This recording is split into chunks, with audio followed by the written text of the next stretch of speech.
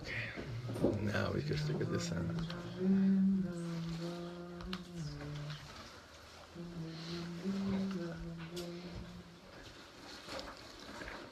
Okay. Hey, Effie.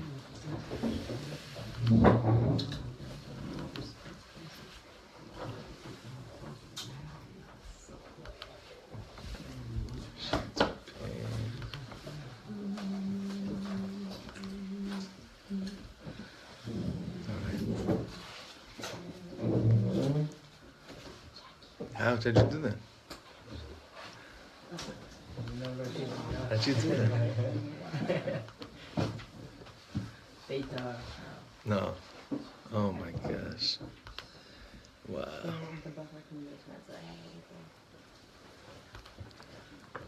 Okay.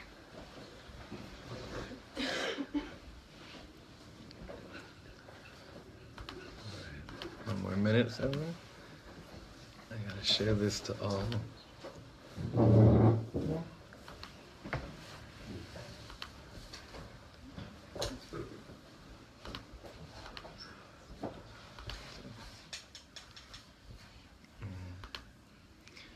Wow, so nice and quiet.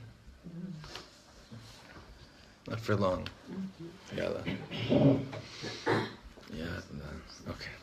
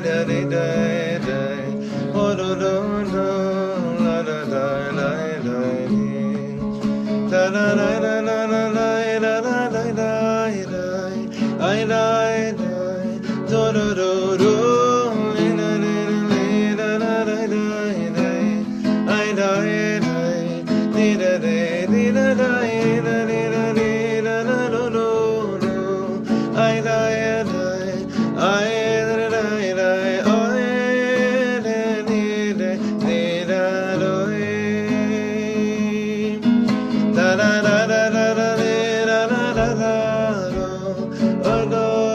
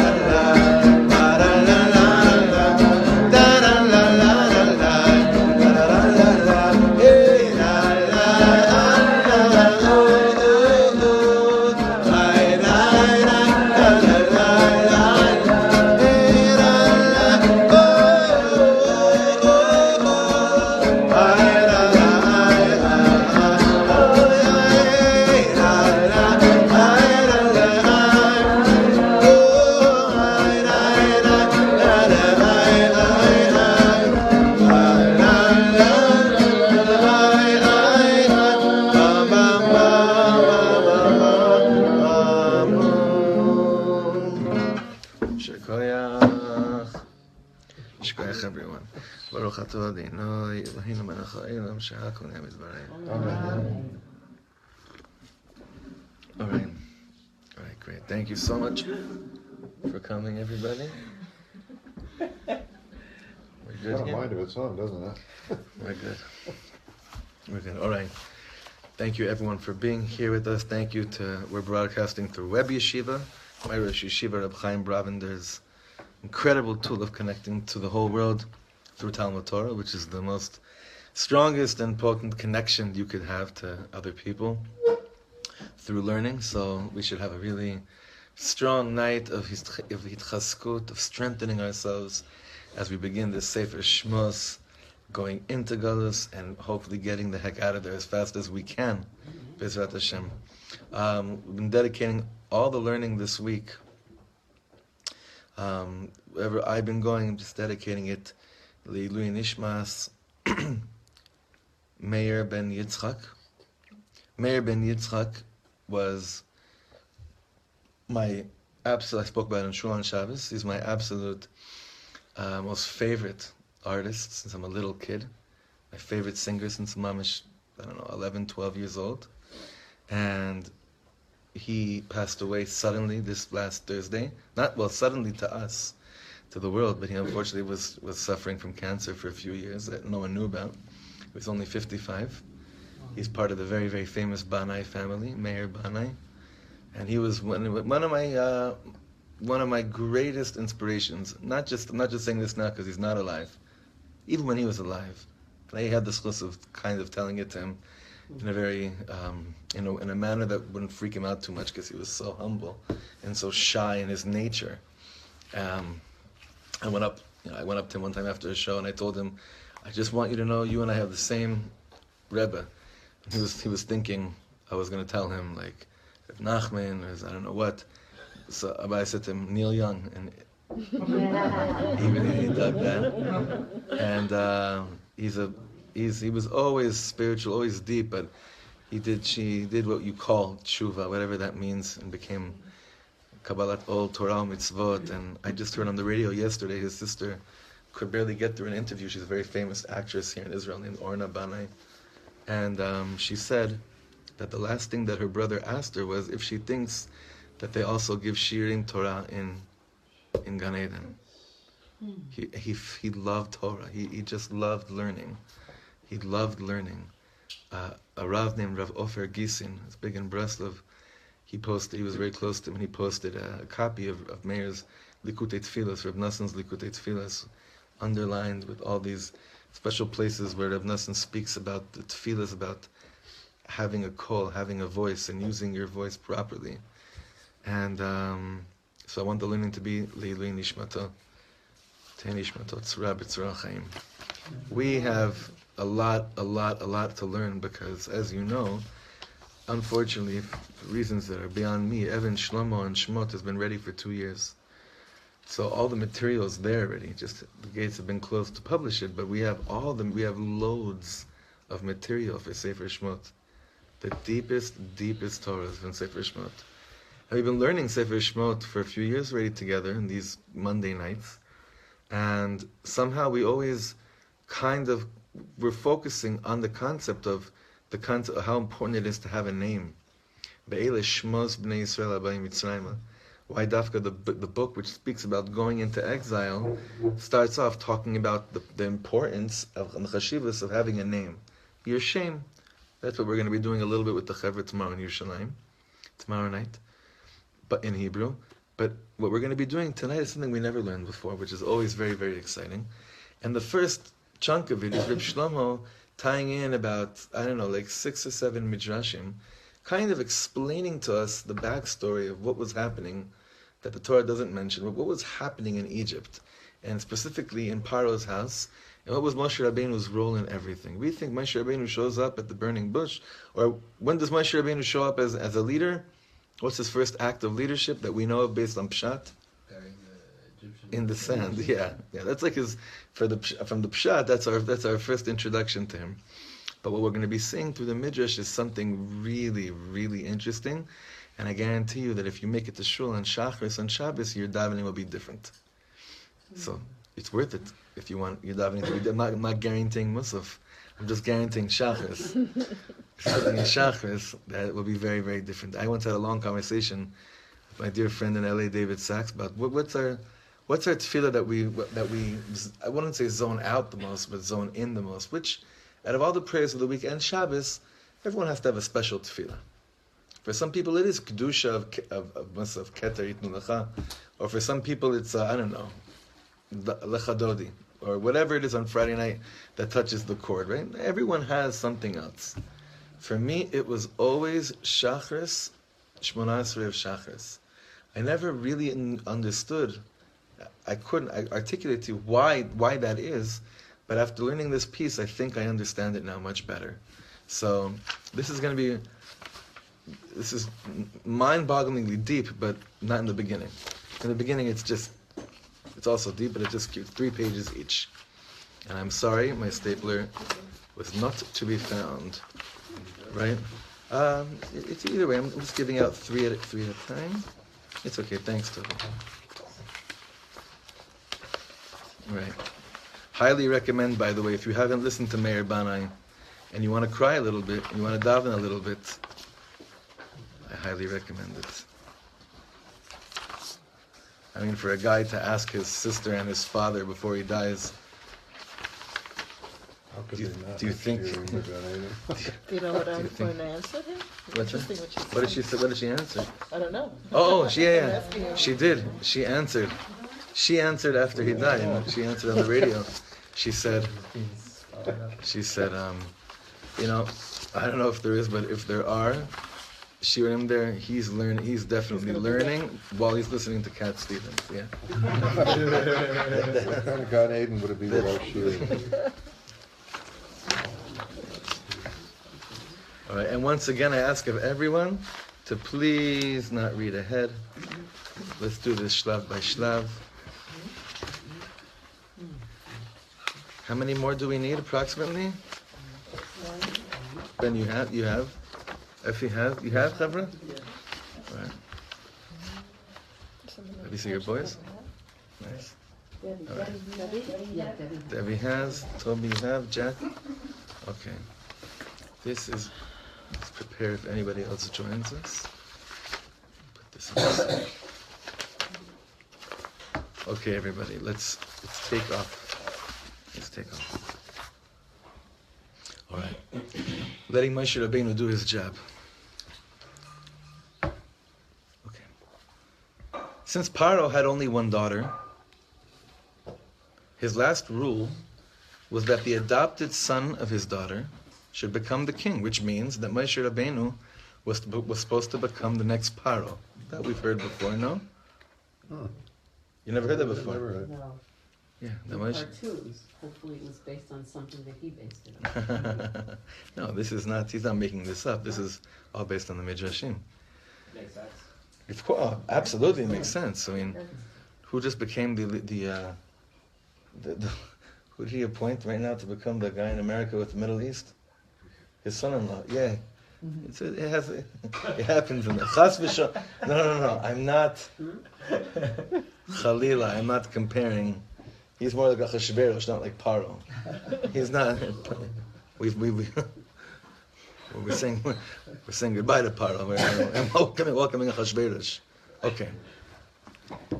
At the age of 18, Paro told Moshe that he wanted him to become more involved in the Egyptian government and slowly work himself up from there. So here Moshe Rabbeinu says to Paro, I have a feeling that I'm the best slave driver in the world. Interesting, huh?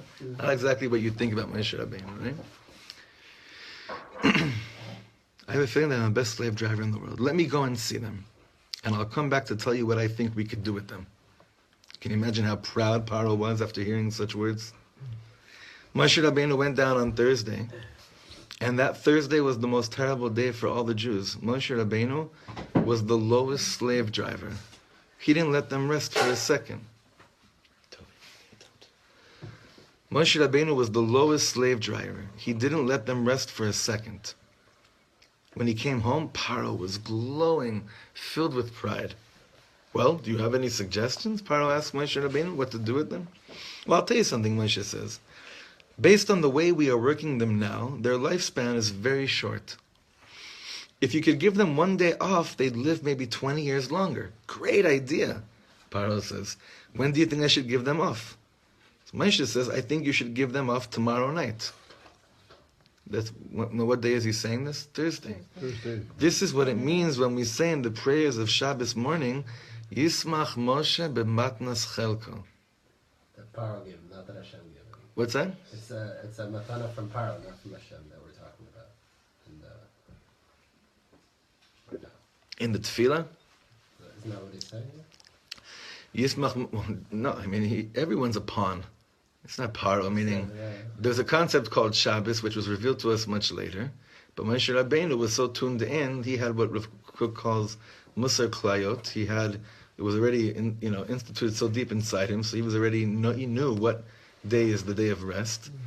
It was a Messiah, obviously, from Adam HaRishon. Adam HaRishon was the first one to experience Shabbos. So Matnas Chelko, Moshe Rabbeinu was able to establish Shabbos for the Yidden while they were still slaves in Egypt. Yismach Moshe b'matnas chelko.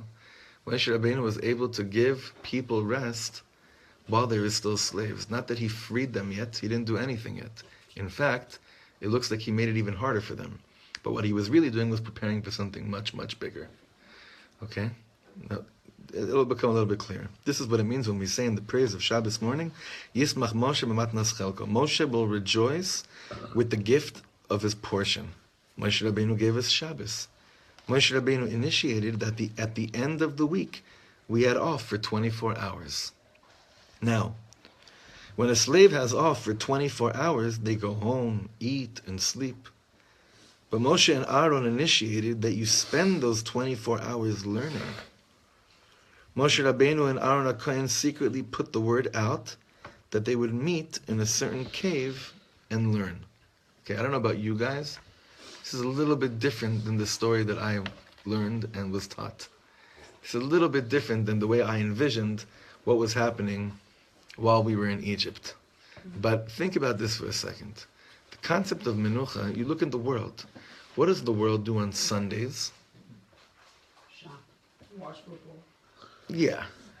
The females maybe shout. No, you're right. Females probably shout, yeah. And the men are sitting back and watching and watching football, right? Or whatever it is. But what aren't they doing? They're not learning Torah. Or anything. Or anything. Right. Forget about Torah. I'm saying they're not. What do us Yidden do with vacation? You ever think about it? Shabbos is called Shabbos Menucha. I don't remember. Maybe it's because I have little kids. I don't remember the last time that I experienced Shabbos as a real day of rest. To me, Shabbos is the least restful day of the week on a certain level. Why? Because between seudas and davenings and learning, rest, sleep, only once in a blue moon on a winter Shabbos when the seuda ends early and you actually get into bed at an early hour and you're a little bit more recharged. But the point over here is not to show that we're crazy, it's that what do we use, when we have time, what do we use it for? How do we utilize time? So this concept was ingrained in us already while we were still slaves, that when we actually did have some time to breathe and relax from the hard work, what did we do? We went to go learn Torah with Moshe, or whatever that meant. It was probably just Moshe Rabbeinu and Aaron HaKohen giving over to Am Yisrael, the Masorah, the story of the Jewish people up until that point. We don't know exactly what it was. But the point is that that's what the time was used for, that while we were still slaves, something was happening to us that we realized inside ourselves, why are we choosing to do this when we could be choosing to do anything else in the world? Why is my neshama dragging me to here when it would make so much more sense that my body would drag me to bed? So these started already, we started asking these, inside, while we were still slaves, that's the point of this. While we were still slaves, this is what it was. And this you have to imagine. This is Moshe Rabbeinu. Can you imagine that? Going into a cave with Aaron HaKohen, Moshe Rabbeinu, no one sees you. Anyone here ever learn in a cave? One time Aaron Razel schlepped me. I couldn't believe this. I couldn't believe this. This is many years ago. We were busy recording that album Keshoshana, and he's like, brother, you got to come with me to this. I have this far out Thursday night shiur. somewhere. I was like, where? He's like, just come in the car. Nachbatli, bachelor, nothing better to do on that Thursday night. It was Parashas Lech Lecha. It was Lech Lecha. And he says, oh, let's just stop for a second. I'm like, where? He's like, here. And we're on the one, and he quickly swerves off to the side. Huh? Well, we're on the one going south, so he quickly going west. So he quickly goes off, and right over there, he's like, bo boiti. And he jumps out of a car. There's the mikvah right there in what's that old ancient shul on the side of the road? Huh? On the other side of the highway. Lifta.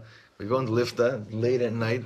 Freeze. It was already very cold. Yeah. It says November. It was already cold. I'm like, Bo, that's Amerikaya. You're such an American. I'm like, okay. Once an Israeli says that, you do it. You could be doing, Ez Amerikaya. You do that, you're in. You're in. I'm like, okay, I do it. I'm saying Tfilas Aderech, shaking, shuckling. Get back in. He's like, yada. We keep driving a bit more. Then we do cross over the highway to the other side to Beit Meir area. Somebody in the army with me that told me about that.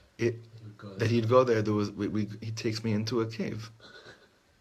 I'm sitting in a cave, and I walk into a cave, and there's like 20 guys sitting around a cave with candles and guitars and some tea. And there's a rabbi there, Rabbi Revach. Remember Rabbi Revach? Uri Revach, I think his name is. Was teaching about Habetna Hashamayma Uspora Kochavim Im Tuchal Lispor Otam. That Avram Avinu was told, go out of the tent and go and count the stars if you're able to count the stars. It was, I'll tell you, it was, I don't know, this happened one more time. It wasn't learning though, it was Shabbos in Tzfat, where I had to do a concert in Motzei Shabbos, but I had to spend Shabbos up there. And I could daven wherever I wanted to. And on the way to Shul, I was going to go to Breslov. One of my friends said, come here. We have a new chevra. And my friend schlepped me into also Rav Peretz. I don't know if you guys have ever heard of him, Rav Peretz Orbach. He used to have a cave there. Davening in a cave, I don't know what it is. It was a narrow cave. It was filled with candles, and the reflection of the candles off the stones in the cave, truly, it's a transforming experience. It's an incredible. I'm sure we could dig something up, Toby. We could figure. Just in the backyard. We could figure something out. But Shear next week's in the Shear's in the cave. The man cave. In the man cave, no. Not in the man cave. No. I love you, Daniel, but no. Fine. But anyway, I want us to just crack open that box, that kind of closed box that we have when we think about these parashas. It's so funny that we talk about Avadim, Ainu lepar b'Mitzrayim, out of the whole Torah. How many parashas are dedicated to discussing in great detail how hard the work was? How many psukim be'erech describe how hard the work was? It's only this parasha. And how much? It's a handful of psukim. 5, 6 psukim? Maybe? Not many. And yet when we talk about Egypt and all that, we go so deep into the mental and physical slavery which we went into, and yet it's like a flash, mamish. But to really get a taste of what it was like, what it felt like to get out, you have to figure out again, you have to feel what it was like to be in there too. So this is Moshe Rabbeinu and Aaron HaKohen. Every Erev Shabbos, when they actually had a day off, in the beginning, can you imagine they probably wanted to kill Moshe? Yeah. It's like, you're the guy that made it harder for us right now? But then when they saw you made it harder for us so that we can now have this time together, oh boy. Can you imagine what happened those Thursday nights? Those Friday nights? So anyway, let's go back inside. Second to bottom paragraph. Whenever a Jew was hit by an Egyptian, he was downhearted. But after that one Shabbos with Moshe, the most incredible thing began to take place. Whenever a Jew was hit, beaten up, or insulted, one Jew would tell the other, remember what Moshe Rabbeinu taught us on Shabbos? And they would immediately be filled with so much strength to remember something very important. So what is it that they remembered? Meaning, they experienced Shabbos, and then they went back into what? Slavery, whips. Actually, I think many of us could relate to this. We have a very, very, it's a heavy world. It's a trippy world. It's a really really confusing. It's the most glorious world. It could be the most beautiful world, but it's hard out here. And it's not my chiddush. The Gemara says this clearly. When the Gemara says Noach lo la'adam shelo nivra, that it's more comfortable for man had he not been born, the Gemara knows what it's talking about. So it's really hard out here. Or many of us feel that we're in total slavery during the week. I can't even imagine what it's like to not live in Eretz Yisrael, because even in Eretz Yisrael, you feel the intensity and the burdens of this world. I can't even imagine what it's like, experiencing that out of here. Then Shabbos comes, and we're certain that we're in Garden Eden. The Chadodi comes, I don't think about any, I'm with Boy B'Shalom Ataras Bala. Nothing's bothering me. And then already by Shalosh Shudas, I'm starting to shake, and then what's the first thing I say as Shabbos comes out? Eftach v'lo efchad. I got to start talking about not being scared again. Why? Because I'm going back in a certain level. I have an Egyptian, whether he's there or not. In my imagery, he's waiting there with a whip. So we have this. We still go through this quite often. But they had somehow, after having Shabbos, they had enough koyach to remember something which gave them enough strength to go on through another week. The question is, what exactly did they remember? And they didn't just remember how good it was. They remembered something much more important than just how good it was. What keeps us going from Shabbos to Shabbos is not, man, the chont was that good, and it could be that good again this coming Shabbos. Or even the spiritual stuff. The davening was that high last Shabbos. We danced, Yachad Harim Yiranenu. You felt the mountains praising Hashem with you too. And it's going to be even just as better, just as good or better next week. That's not what keeps us going. Not how beautiful it was. We remembered something that we felt while we experienced the beauty, which is what gave us enough strength to last week after week, galus after galus. Now look what he says here. I want you to know this awesome story. One of the biggest rebbes in Poland was Reb Shlomo Radomsker. Has anyone here ever, by the way, have you heard of Radomsker? Anyone in here? We've learned him. Sure, we've learned him many times. Reb Shlomo Rabinowitz HaKoyen, the Radomsker. The name of his sefer is one of my favorite names of Sfarim in the world. What's the name of the Radomsker sefer? Who remembers? Tiferet Shlomo. One of my favorite Sfarim in the world, right? One of the biggest rebbes in Poland was Reb Shlomo Radomsker. Radomsk is a city not far from the German border. Apparently nothing was far from the German border back then. Everything was like, at a certain point, close to the German border. After the First World War, a lot of Hasidim went to Germany because Poland was always going bankrupt. The Radomsker was afraid that the Hasidim won't keep Shabbos. So when a Jew left, he would say, I'll tell you what, make me a partner with you for 10%. Whoever became a partner with the Radomsker got rich. Right? The meaning about Radomsker said, let's do a shutfus. We'll become partners. I'll keep you connected, right? And you only have to pay me 10% of the business. But whoever became a partner became filled with riches. Now Radomsk had a yeshiva with 30,000 kids, and the Rebbe personally financed it. He was very, very wealthy. He financed it personally. The holy Radomsker was paying it all from his own pocket, and he still remains very wealthy. People would beg him to become his partner because they knew the moment you're a partner with the holy Radomsker, you become wealthy. His son-in-law, who was actually also his nephew, his brother's son married his daughter, the first cousin's married. His son-in-law was most probably the greatest genius in Poland. You're probably asking, the greatest genius in Poland, how come I never heard of him? Well, you read ahead and you'll see why. He knew the whole Talmud, Bavli and Yerushalmi, by heart when he was 15. He came to the concentration camp when he was 18 and was there for 2 weeks. Now, since he knew the whole Talmud by heart, while everyone was working, he was learning out loud so that everyone could learn too. Can you imagine that?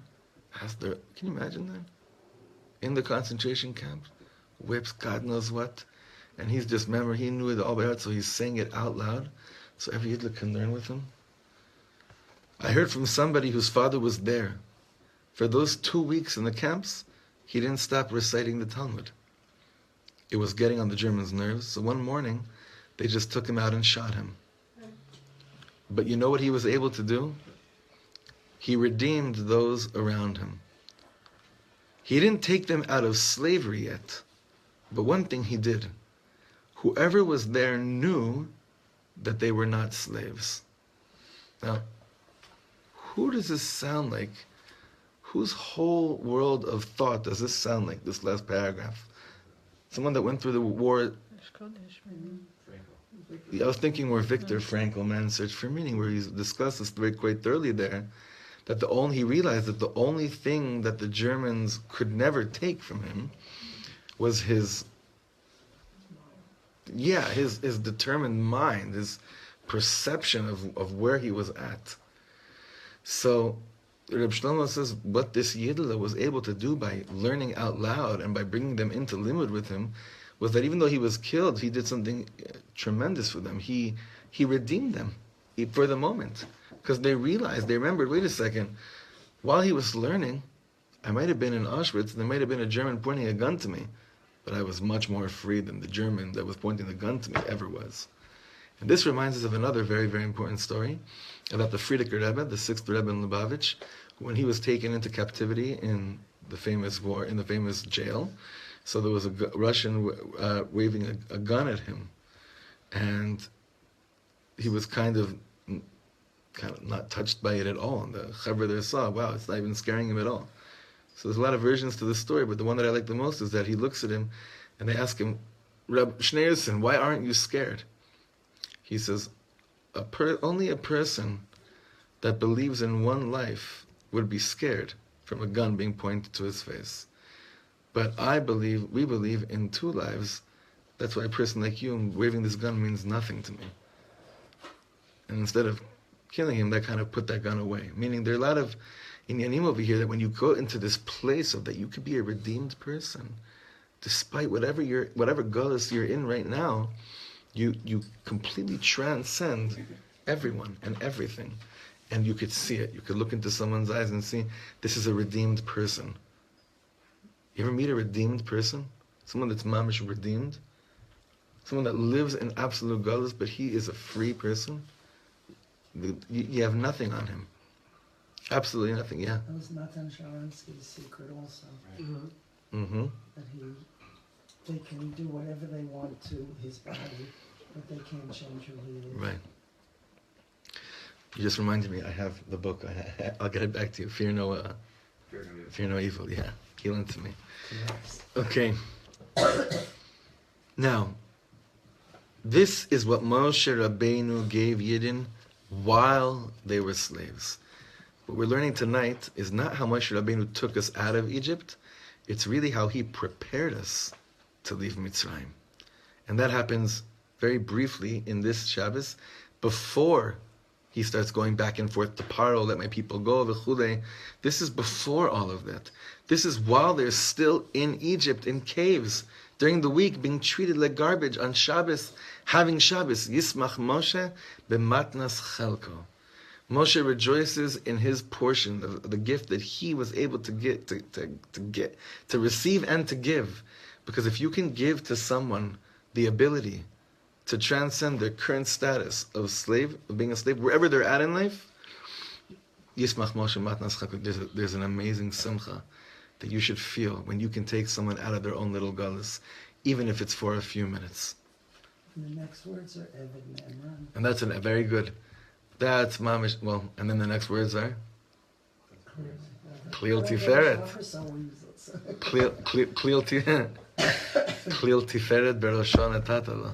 If they hadn't had this taste, probably Wouldn't have made it. They wouldn't have followed him out. They wouldn't have made it. Not They a also chance. Probably wouldn't have followed him out. Not a chance. What did they have to leave for? Not a The chance. whole Absolutely. redemption. Absolutely. There's no way they would have followed him out. They would have stayed there forever. And as you see, that when different peoples were freed, many of them chose to remain in slavery because they couldn't fathom a world of them not being slaves. Specifically referring to the liberation of the black man from being the way we have to watch movies to really understand what it was once like, that white people actually treated black African Americans like not human beings. Pashut, huh? Property, mamish. Like we can't even understand that that's possible. Yet, that's actually what happened. It's one of the most sickest things that ever took place in humanity. The biggest bushas in the world. Even when the Torah has a concept of avadim, it's not property. It's a certain status, but it's not chalila, an inhumane property status. So, but what happened is that no one explained to the black man what freedom really was, and how they could be free even before they're officially freed. So you have many cases that people lost their minds because they didn't know what to do with themselves once the gates of freedom were open for them. I don't want to get too much into this right now. It'll take us, definitely somewhere else. However, what Toby just said is really important to remember. These nights with Moshe Rabbeinu, or maybe those moments that those Jews that watched the Radomska's son-in-law be killed while he's reciting Talmud, perhaps gave them enough koach to believe that once they're out of Auschwitz, they really are out of Auschwitz. Because while they were in Auschwitz, they experienced moments of not being in Auschwitz. Okay? Let's continue. You see what it is? When I really think that I'm a slave, then even if somebody comes and redeems me, I'm still not free. I'm still enslaved to my past. That is so true, guys. I'm still enslaved to my past. You could have such redemptive moments. You could have the highest moments at concerts, or at davenings, or at shuls, or whatever it is. But if you don't really feel that you're a redeemed person, lo ya'azor klum. Nothing will help. You'll always be in that place of what he says here. I'm still not free. I'm still enslaved to my past. I'm enslaved to my past perception of who I was. I know so many kids that grew up in very, very firm homes, but felt enslaved to the Yiddishkeit that they grew up with. And no matter what they do and what they try to do, and the different things they try to tap into, other streams within the world of Yiddishkeit, they don't really feel that they'll ever be freed from the embedded guilt that they grew up with. And it's so, so, so sad and so painful. Hashem yirachem, Hashem she'av rachmanis. We deal with this stuff all the time. But the story of us Yidden is that if even while we have been slaves, deep in our hearts we knew this is not truly who we are. In that case, when someone comes to redeem me, he not only takes me out of my present, but also out of my past. What does that mean? When someone comes and redeems me, he not only takes me out of my current situation, but he also takes me out of my past. What do you think that means? Very pashut. What do you think that means? It doesn't matter what I've been through. I don't let it become a part of me. I don't have to identify. It has no control out of me anymore. As much as it might have had till yesterday, like you said, I don't identify with that. That's really not me. Like a real Redeemer, a real Mashiach will come, and we won't have any questions after Mashiach comes as to what I was like before. He'll take me out of my past. Is this too out there? I mean, yes, that's a good thing, but not out there out there like, I don't know what this guy's talking about. Do we understand this a little bit? What does he elevate you? Like, what does he... I'll read this line one more time. When someone comes to redeem me, he not only takes me out of my present, but also out of my past. To me, he shows me that I was never really a slave. It just seems... He shows me I was never, ever a slave to anything. I was never an addict to anything that I thought I was addicted to. Ever. It just seems like so... Messianic? Yeah, exactly. That's the point, yeah. Yeah. It's like, it's hard to grasp, not in an intellectual sense, but in like a realness. Of course. How do you that's Mashiach, like mamash. So look what he says now. In order for that to happen, the Redeemer has to make it clear to me that I am not and never was a slave. This was the job of Moshe Rabbeinu. See, we always think Moshe Rabbeinu comes and just takes Yidden out of Egypt, and hurrah, that's his shlichus in this world. No, Moshe Rabbeinu's job was not just to physically take us out of Mitzrayim, and not just to prepare us that we could leave Egypt behind. It was to put into us that we were never really Egypt. It was never really us. All those times I identified with that really wasn't me. Now, you have moments like this by some big Rebbes, or anyone who arouses within you the sincere, dire need and ratzon and will to daven, to pray. Whoever brings that out of you is somehow capable of truly transcending you and taking you from that place of not just where you currently are, that now, I don't want to, thank God I'm not doing the bad anymore, I'm not bad anymore. A real redeemer, a redemption of Mashiach, or a redemption of Moshe Rabbeinu, is that it wasn't just that now I'm free. It's that, in retrospect, when I look back, I was always free. It was just an illusion. And there's no greater redemption than that. Because Hashem is going to be redeeming our whole lives. Not just the moment. Mi avdut lecherut, from slavery to freedom. The Geula of Mashiach will be a redemption from everything we ever went through. Everything. Do you know how deep this is? Do you know how different this is in the way that we usually relate to the story of Yetziat Mitzrayim? How do we usually relate to the story of leaving Egypt? What do we usually say? We were slaves in Egypt. There were some miracles happened, and we Aminu b'Hashem of Moshe Avdol. We believed because he showed us miracles, and it was worth it to go, and we went out. That's not it. It's something you're missing. So much more of the basar of the story if you think it's only about that. There's so much more to it than that. Now, look at this. Now it gets really good. Not that it wasn't really good until now, but now it's like what I love. Like my wife loves this too. Now he's gonna take the whole Torah and just show you how everything we learned has been happening in the Torah, and this was what basically the whole book of Bereshit was kind of preparing us for too. Look what he says.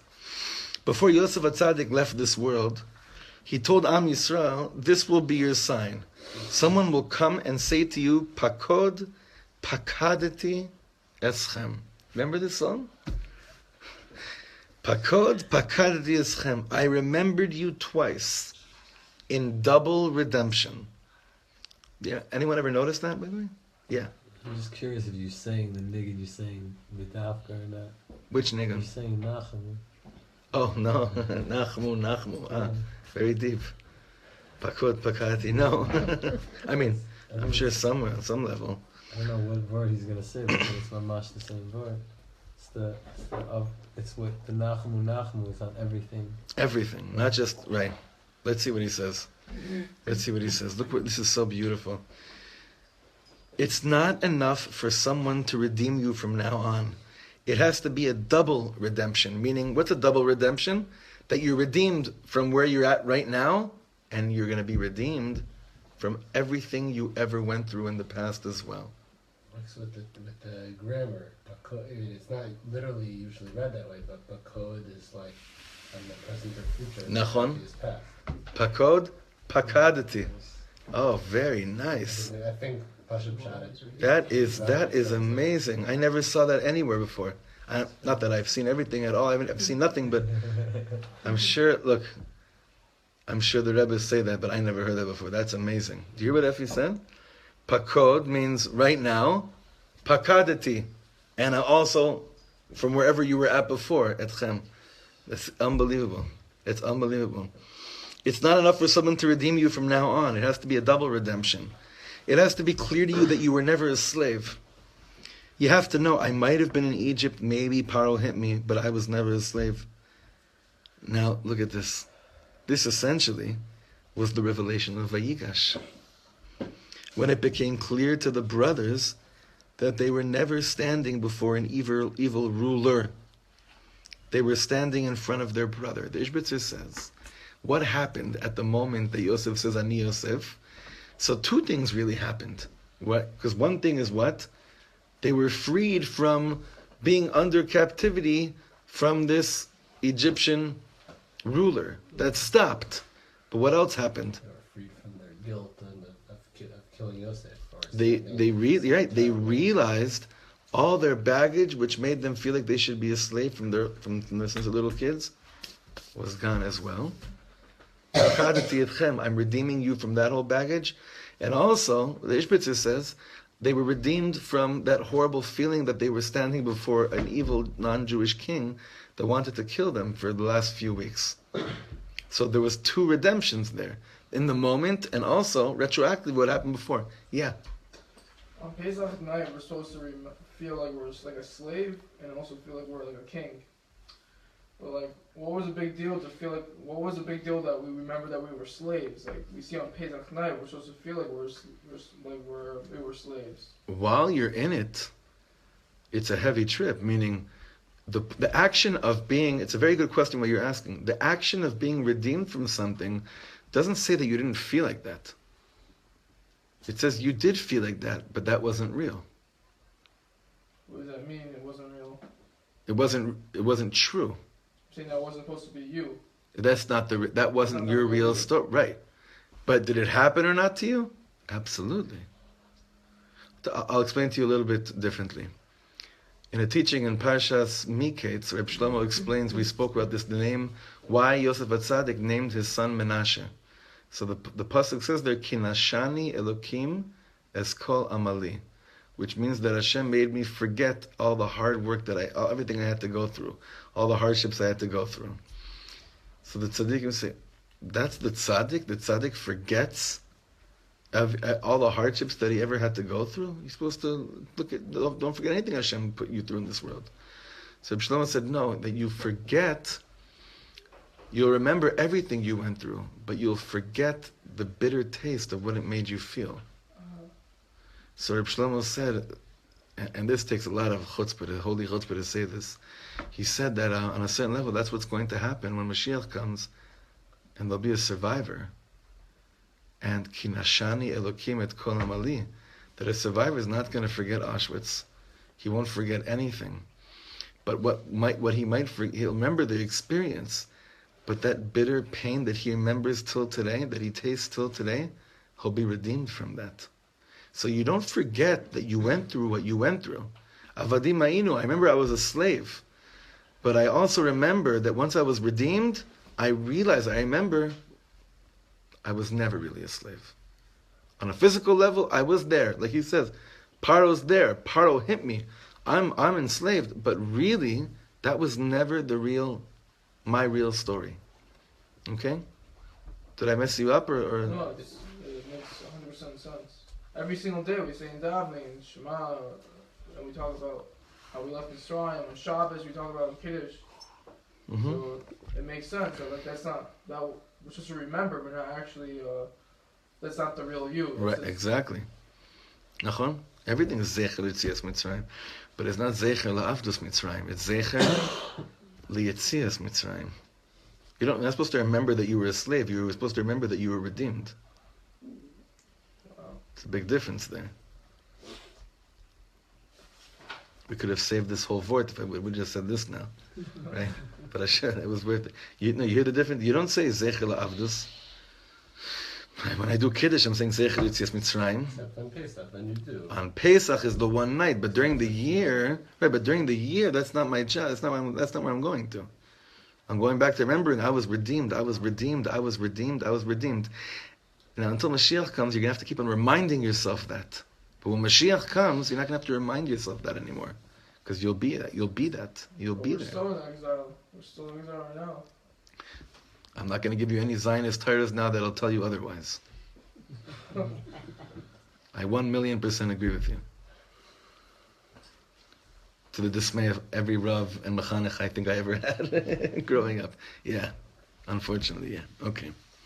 Well, again, he says over here that basically the same thing that happened with Yosef and his brothers, where they were redeemed from their past and from the present, is exactly the real tafkid of what a Mashiach Dika redemption is all about. And we know that moment of the brothers coming together with Yosef was a complete Geula moment. Now, when Moshe Rabbeinu comes down to Egypt, and together with Aaron HaKohen gets up and says in front of thousands of slaves, Yidden, God sends word to you, Pakod pakati eschem, That means double redemption. Double redemption means from now and from what was. Do you know what happened once Moshe Rabbeinu said those words? Right away, one Yidler looked at the man next to him and said, I always knew someone would come and take us out. Another Yid answered, oh, that's funny. I also knew we wouldn't be slaves forever. And then someone else says, well, why didn't you ever tell me you felt this way?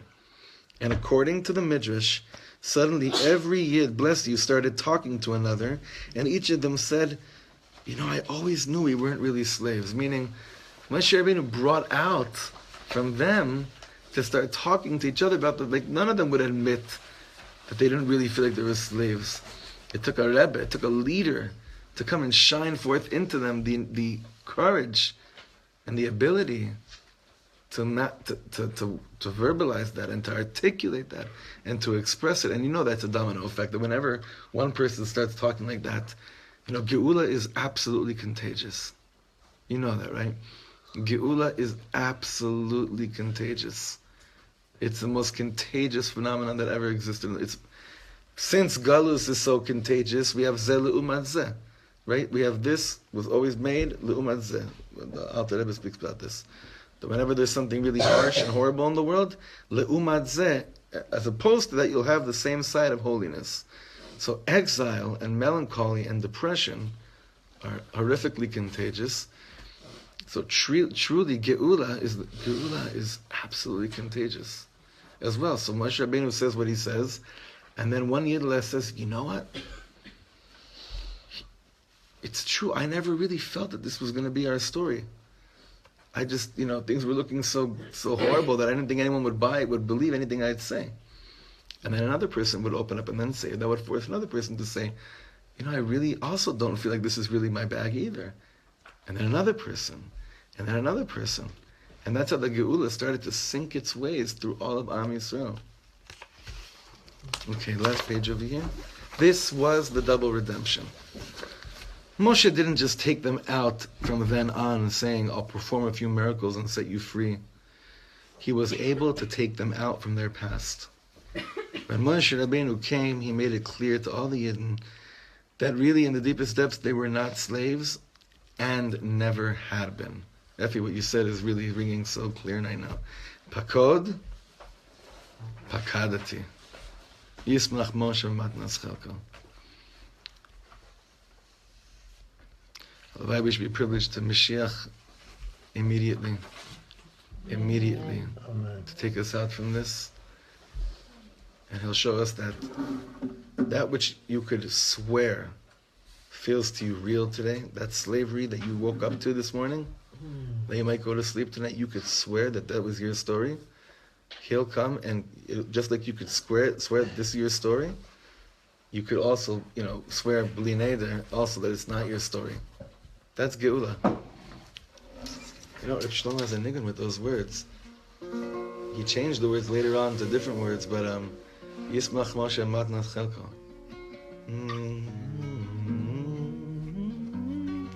Yismach Moshe b'matnas chelko ki eved leman kara salom Yismach Moshe b'matnas chelko ki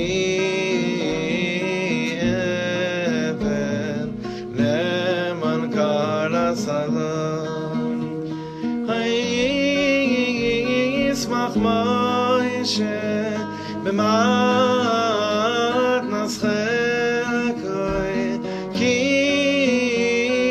eved leman kol hasalom tiridai dai dai dai oh oi dai dai dai oi dai dai dai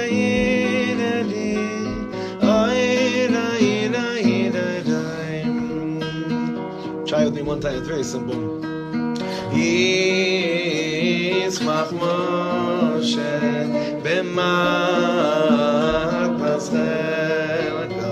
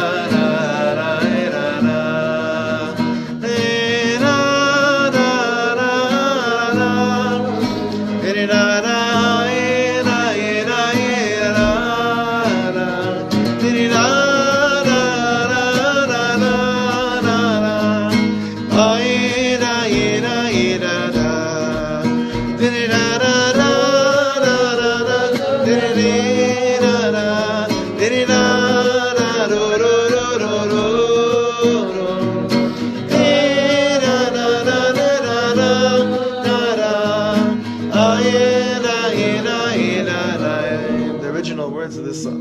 Then he changed it to Sheb Shifleinu Zachar Lanu Ki Le'olam Chazdai Vayifrekeinu Mitzarenu Ki Le'olam Chazdai Vayifrekeinu Mitzarenu Ki Le'olam Chazdai. He'll completely Ki Le'olam Chazdai, since his chesed is eternal, he'll make us look back at Tzarenu, all those narrowness and everything, and he'll completely redeem us from what was, because we all know that our greatest slave driver, like the Baal Shem Tov says, is our yesterdays, it's not today. So even if someone comes and redeems you right now, it means nothing if yesterday has any type of hold on you. That's what people don't understand. I don't understand. I thought I went through a transformation. No, what you experienced was a moment of enlightenment, but it wasn't redemptive. Redemption is that it also takes you from where you were. It also takes that pain from the past. So, Alavai, we should have it. We should have it. We should have it. We should have it. We should have it immediately. All right, guys.